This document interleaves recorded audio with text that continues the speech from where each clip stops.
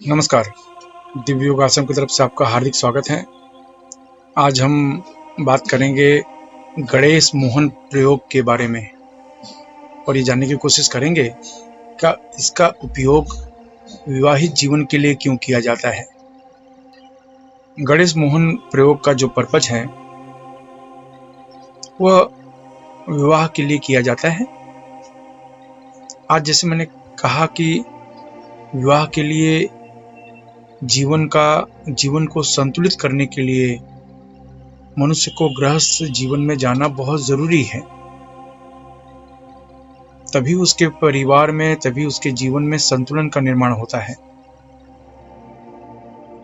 लेकिन इसमें कुछ लोग ऐसे होते हैं जो इतने भाग्यवान नहीं होते। उनकी उम्र बढ़ती चली जाती है, समय गुजरता चला जाता है, लेकिन विवाह नहीं हो पाता।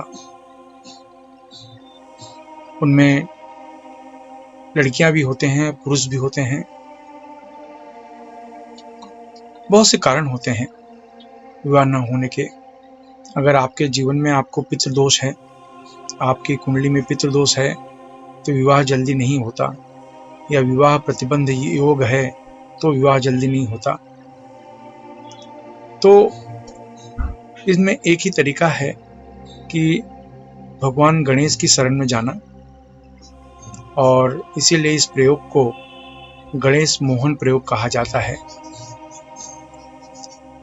इनके प्रयोग से विवाह होने की संभावनाएं तेजी से प्रबल होनी शुरू हो जाती है। और ये बहुत आसान है, कुछ दिन का अभ्यास जरूर है, लेकिन इस प्रयोग को वो लोग करें जिनकी उम्र बढ़ती जा रही है लेकिन विवाह नहीं हो पा रहा है,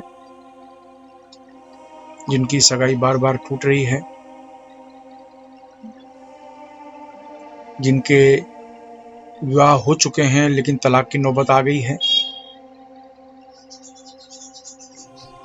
और उनको भी करना चाहिए जिनके विवाहित जीवन में विवाद पैदा हो गया है, समस्याएं पैदा हो गई हैं, यानी जिनका विवाहित जीवन सुखी नहीं है, वे भी इस गणेश मोहन प्रयोग को आजमा सकते हैं।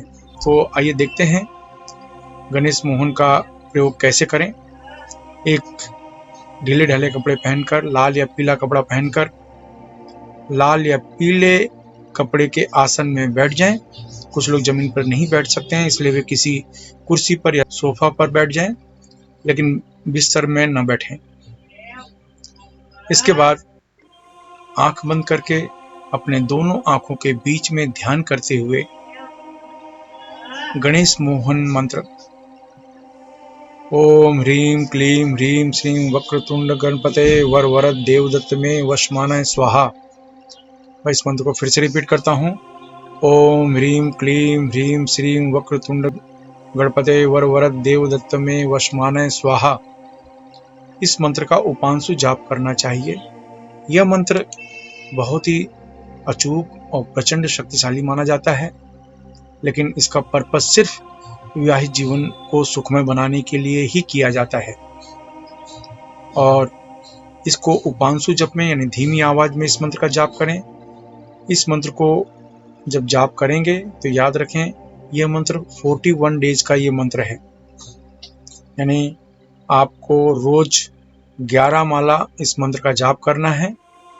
11 माला जाप करने के बाद नियमित रूप से 41 दिन इस मंत्र का प्रयोग करना है, इस मंत्र का अभ्यास करना है। और 42वें दिन किसी को भोजन या फल का दान कर दें, पैसे दान न करें। इस मंत्र का उपयोग हमेशा किसी बुधवार के दिन, पंचमी के दिन, चाहे शुक्ल पक्ष की पंचमी हो या कृष्ण पक्ष की पंचमी हो, आप शुरू कर सकते हैं। तो 2 विशेष मुहूर्त हैं, बुधवार या किसी भी पंचमी के दिन इस मंत्र का अभ्यास आप शुरू कर सकते हैं 41 दिनों के लिए। यह बहुत ही अचूक है, बहुत ही जल्दी लाभ पहुंचाता है। तो निस्वार्थ भाव से इस मंत्र का जाप करने की कोशिश करें। अब जानते हैं कुछ नियम। अपनी पूरी श्रद्धा बनाए रखें। इस मंत्र को गृहस्थ सन्यासी कोई भी जप कर सकता है। इस अभ्यास में दीक्षा की जरूरत इसलिए नहीं होती क्योंकि आप अपने आज्ञा चक्र पर ध्यान देकर मंत्र जपते हैं। इस मंत्र से शरीर में गर्मी पैदा होती है, इसलिए ढीले ढाले वस्त्र पहनकर अभ्यास करें। महिलाओं को सम्मान दें। साधना के दौरान नाखून बाल नहीं काटने चाहिए या कटवाने चाहिए। पति पत्नी अगर इस मंत्र का अभ्यास मिलकर करें तो 10 गुना ज़्यादा लाभ मिलेगा। उनका विवाहित जीवन बहुत ही ज़्यादा सुखमय रहेगा। सभी प्रकार की मनोकामनाएं पूर्ण होती हैं। अगर आप नौकरी कर रहे हैं, बेरोजगार हैं या विद्यार्थी हैं या गृहिणी हैं तो इस मंत्र को पूर्व दिशा की तरफ मुंह करके जपें। अगर आप व्यापार कर रहे हैं, कला के क्षेत्र में हैं तो इस मंत्र को पश्चिम दिशा की तरफ मुंह करके जपें।